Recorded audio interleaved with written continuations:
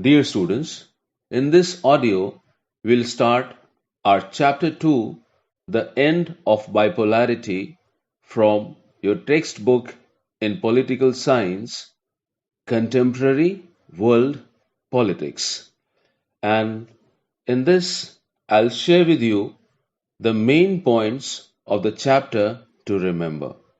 Therefore, I request all of you to pay attention and listen to this very carefully.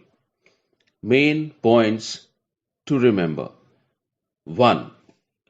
Socialist revolution took place in Russia in 1917 and the Union of Soviet Socialist Republic USSR was established. 2.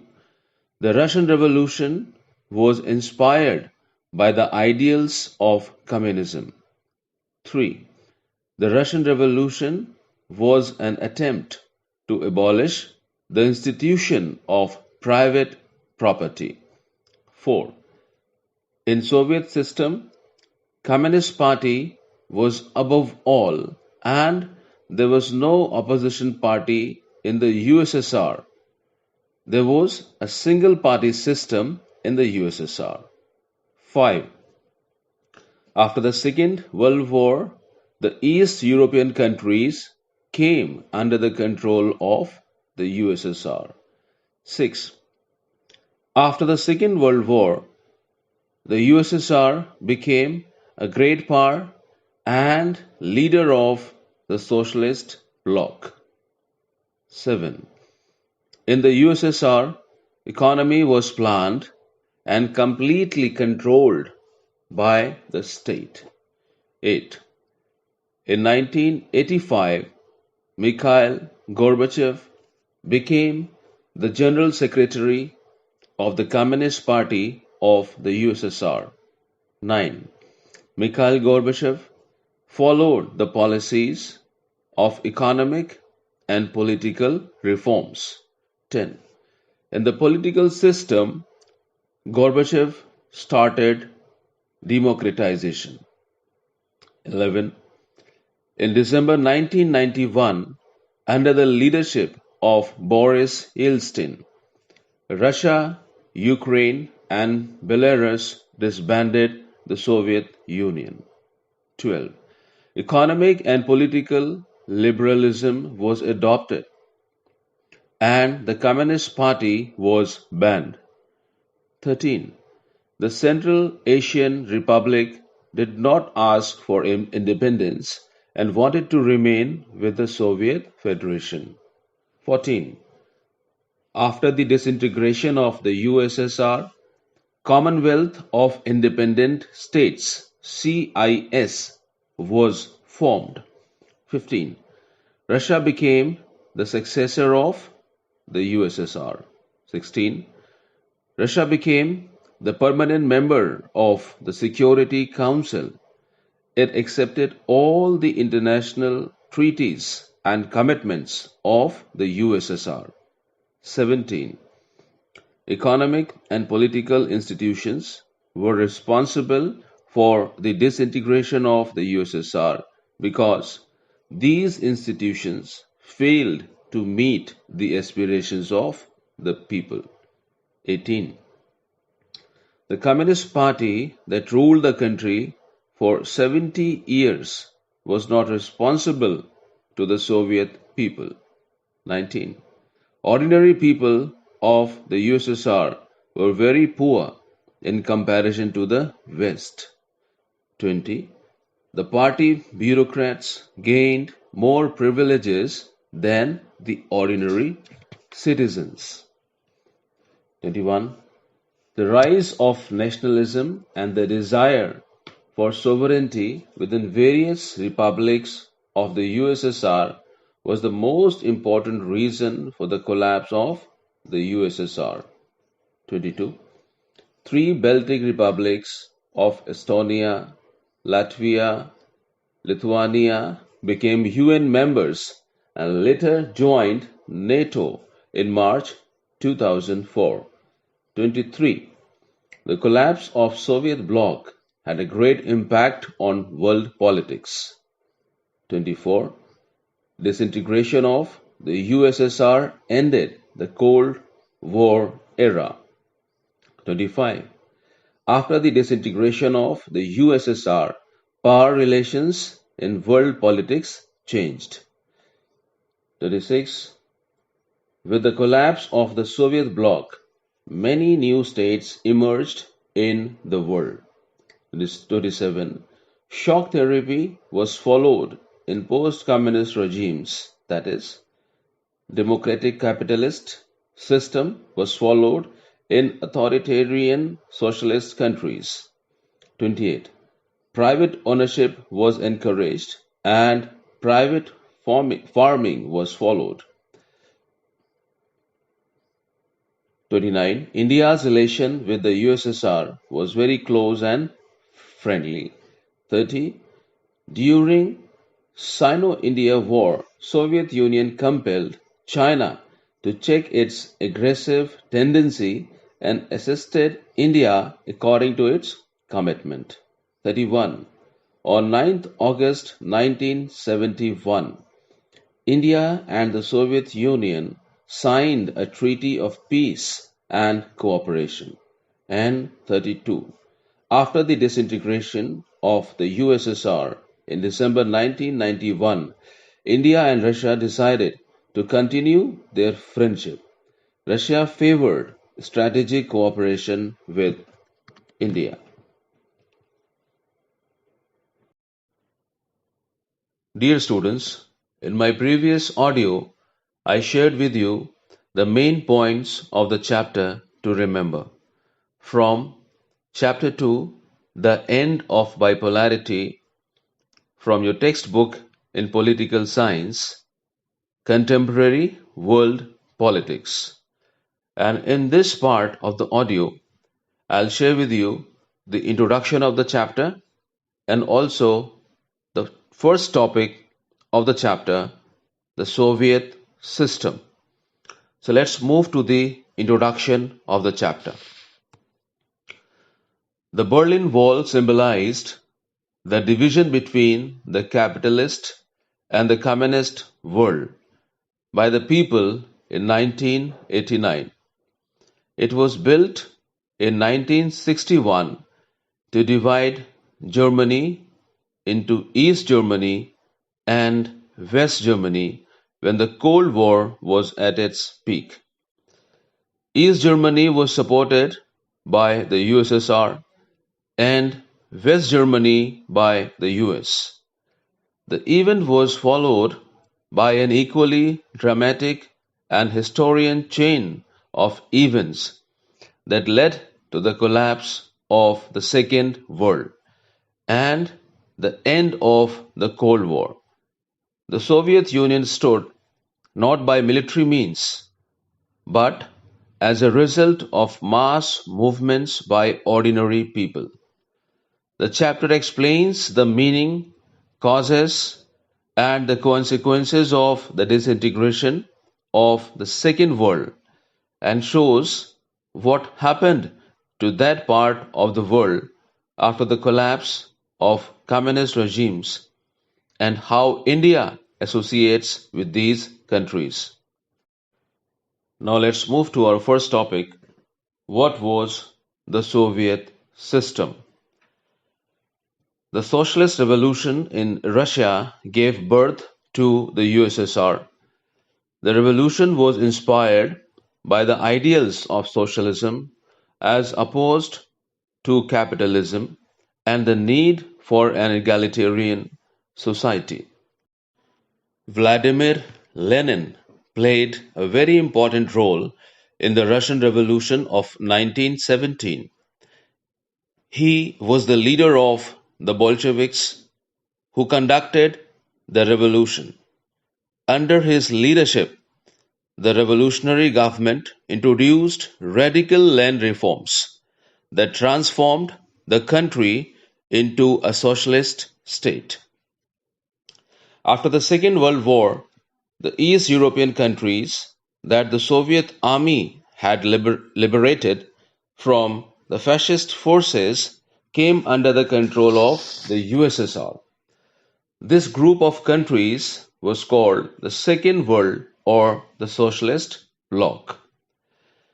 The Soviet Union became a great power after the Second World War with developed economy owing to complex communication network, vast energy resources including oil, iron, and steel, machinery production, and a transport sector that connected its remotest regions with efficiency, domestic consumer industry, lack of employment, etc.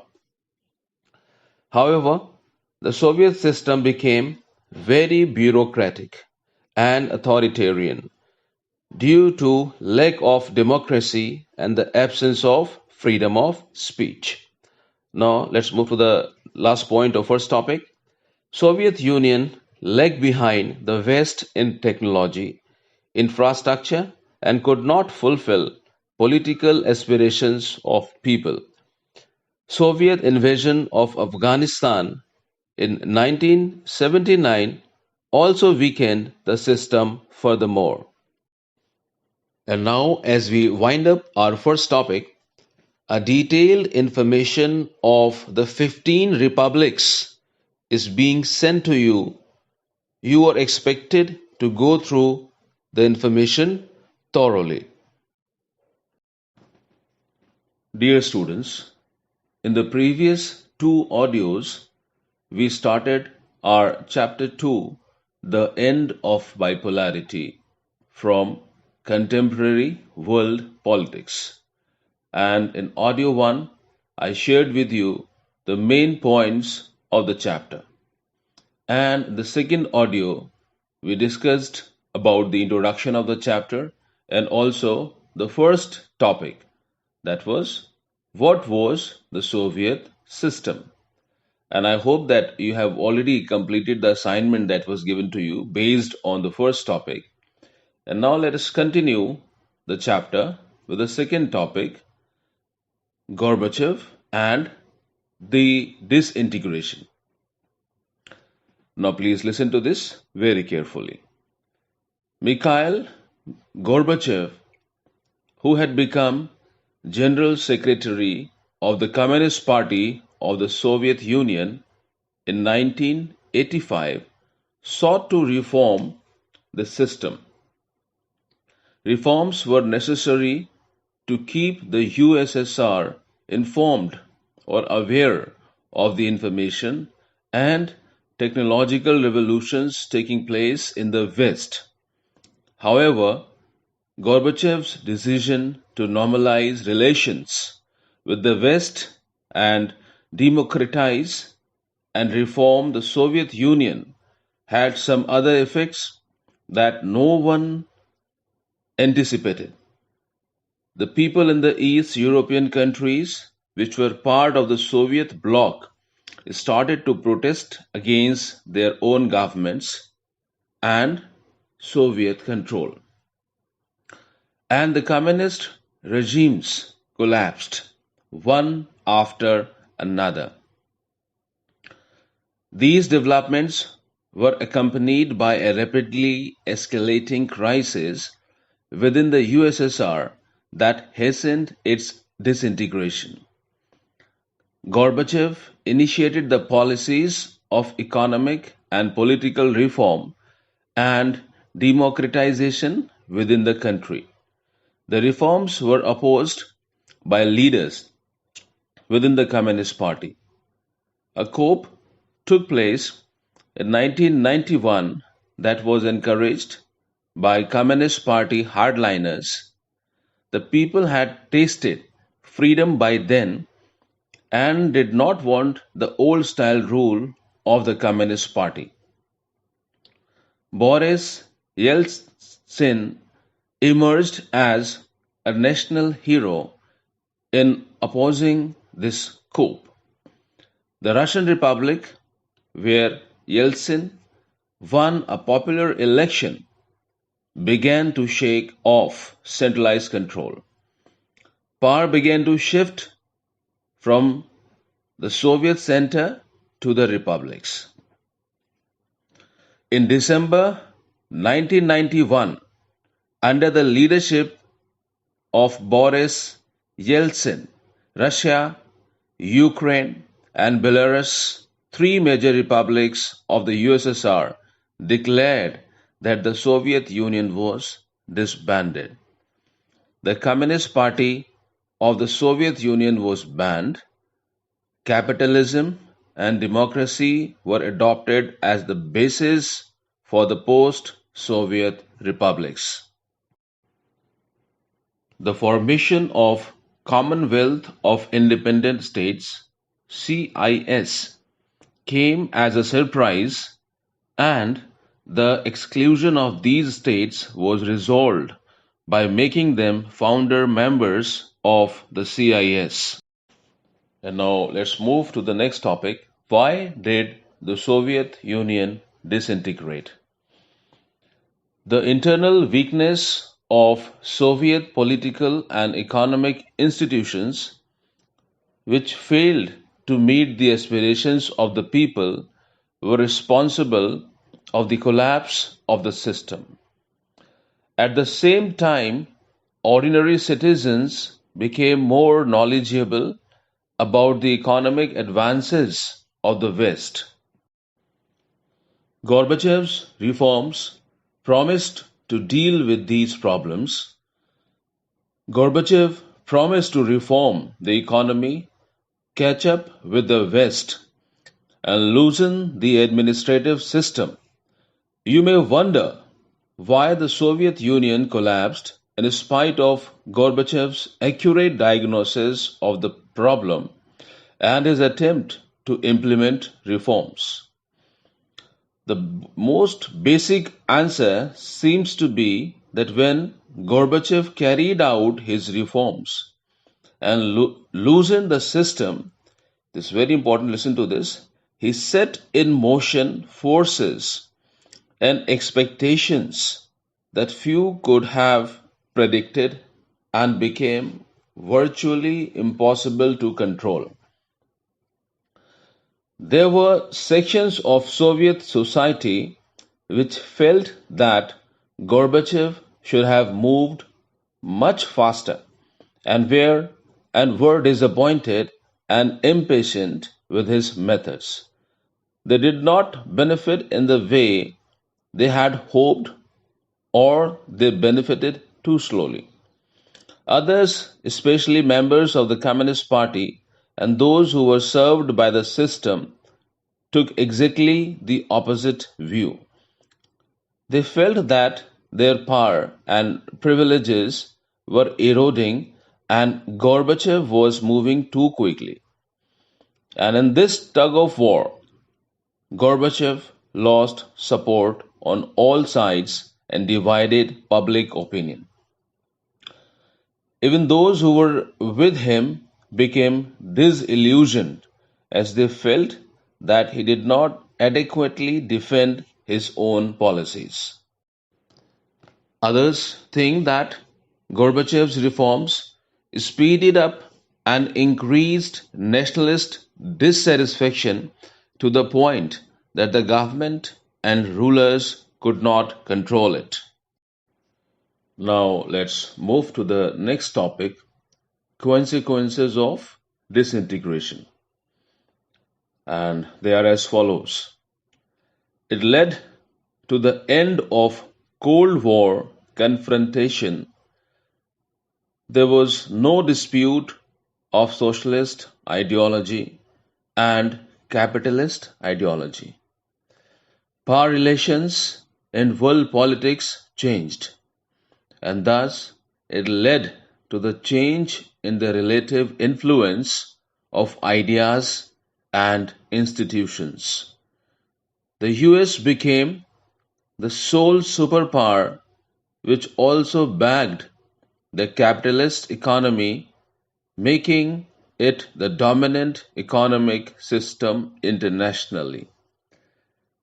The end of the Soviet bloc paved way for the emergence of many new countries, all These countries had their own independent aspirations and choices. The international system saw many new players emerge, each with its identity, interests, and economic and political difficulties. And this is the end of this audio. Thank you so much. Dear students, this is the fourth and the last audio based on Chapter 2, The End of Bipolarity from Contemporary World Politics. And in this audio, we are going to answer the question. Please listen to this question very carefully. What was shock therapy? Was this the best way to make a transition from communism to capitalism? Please listen to this again. What was shock therapy? Was this the best way to make a transition from communism to capitalism? Now, let's first of all discuss the meaning of the term shock therapy.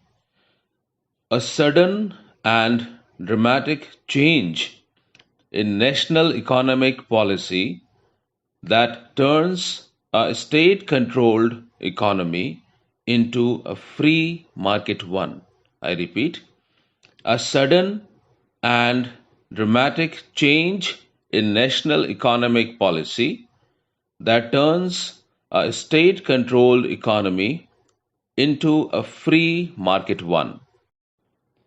Now let's move to our answer. With the disintegration of Soviet Union, there was a collapse of communism. After the collapse of communism, the process of change in these countries started from an authoritarian socialist system to a democratic capitalist system. The model of transition in Russia, Central Asia, and East Europe that was influenced by World Bank and the International Monetary Fund came to be known as shock therapy. Though the shock therapy differs in intensity, speed amongst former communist countries, but its direction and features were quite common. Each of these countries was required to make a complete shift from socialist system to capitalist economy. In this system, private property and private ownership was the dominant concept. In place of collective farming, private farming and ownership was to be adopted immediately. These countries were required to break all the alliances with the countries of Soviet bloc. Free trade and open competition was to be followed by these countries for development.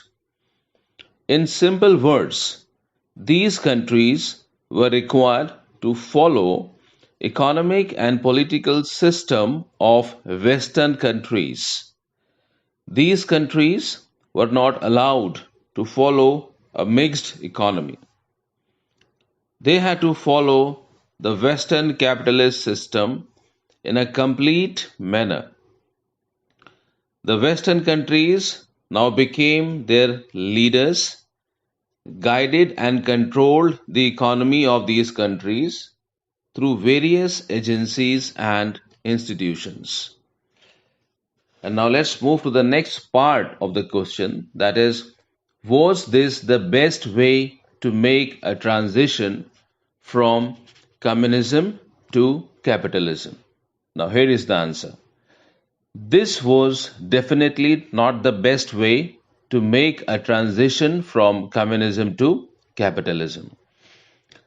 It did not lead the people into a promised utopia of mass consumption. Meaning of the word utopia is where everything is perfect. And obviously, in this case, everything was not perfect. In these countries, change from state ownership to private ownership brought the industries to a standstill for the time being, and the production came down very heavily. There was great shortage of consumer goods. Even daily necessities of lives were not available. Black marketers and stockists took full advantage of the situation and began thriving. Prices were very high and it was beyond the capacity of masses. Almost all these countries faced the problems of poverty, unemployment, and miserable condition. Politically, also, people were not gainers. Different political systems were adopted by these countries, but their constitutions were drafted in a hurry. In majority countries, presidents were given extraordinary powers. In many countries, democratic setup was changed into authoritarian system. In majority of these countries, judiciary was not independent to protect the rights and liberties of the citizens. Thus, we can conclude that this was truly a very difficult and challenging way to make a transition from communism to capitalism. And now let's move to the next topic, tensions and conflicts. Most of the former Soviet republics are prone to conflicts, and many have had civil wars and insurgency, as in Russia. Two republics, Chechnya and Dagestan, had violent secessionist movements in Central Asia. Civil war took place in Azerbaijan and Georgia. Czechoslovakia was also split in two. Even countries and provinces like Ukraine, Kyrgyzstan, and Georgia are fighting over river water, leading to instability and making life difficult for ordinary people. The Central Asian republics are areas with vast hydrocarbon resources which have brought them economic benefit. Central Asia has also become a zone of competition between outside powers and oil companies. The region is next to Russia, China, Afghanistan, and Pakistan, and close to West Asia. In Eastern Europe, Czechoslovakia split peacefully into two, with Czechs and the Slovaks forming independent countries. But the most severe conflict took place in the Balkan republics of Yugoslavia after 1971. It broke apart with several provinces like Croatia, Slovenia, and Bosnia and Herzegovina declaring independence. And now let's move to the last topic, India and post-communist countries. India has maintained good relations with all the post-communist countries, but the strongest relations are those between India and Russia, which is embedded in a history of trust and common interests.